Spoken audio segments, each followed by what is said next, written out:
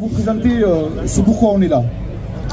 Aujourd'hui, le jeudi 7 mars 2024, les paysans unis, basques, français et espagnols se retrouvent ici à la Piriatou sur la frontière pour publiquement déposer l'ultimatum à l'Europe au 1er juin 2024. Issu du barrage en janvier de l'A63 au niveau du pont sur la Dour, un groupe de réflexion est né, avec parmi nous des paysans de toutes tendances, du MODEF, Confédération Paysanne, Coordination Rurale, des JA et de la FNSEA et des non-syndiqués.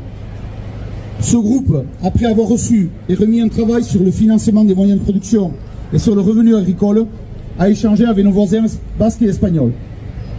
Nos préoccupations, nos inquiétudes sont les mêmes. Comment pouvons-nous faire pour continuer à croire en notre métier, à vivre de ce métier?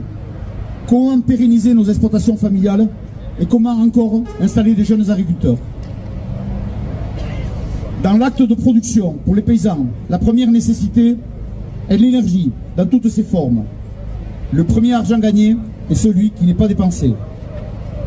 Pour nous, la première des actions, la plus concrète et rapide, afin de retrouver des revenus sur nos exploitations, sur nos fermes, et de construire un avenir commun équitable et juste, et que l'Europe et nos États s'engagent vers la production, en la libérant par la détaxation totale. Supprimer toutes les taxes des énergies consommées par le monde agricole, gazoil, GNR, électricité et gaz.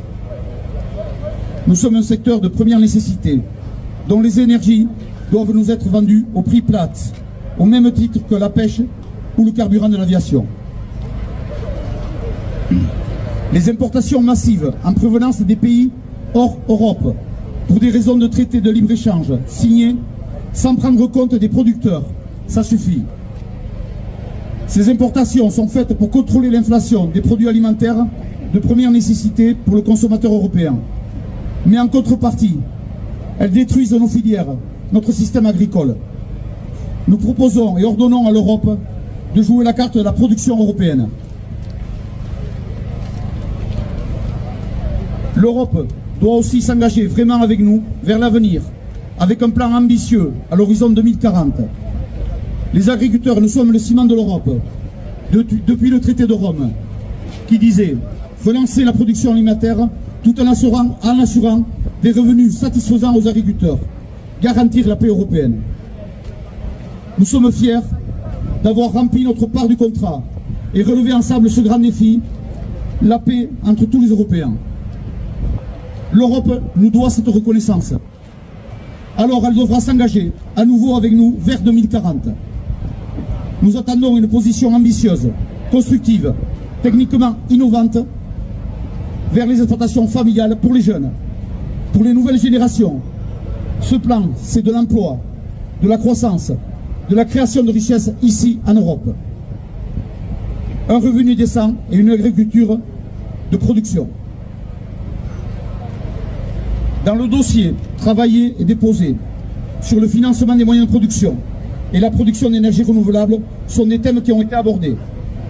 Ce dispositif européen de prêt à taux bonifié vers la production propose deux éléments clés. Le premier, l'idée d'une enveloppe européenne disponible par exploitation familiale sur une période 2024-2030 apportera de l'espoir, de la visibilité et de la sécurité dans la gestion de l'entreprise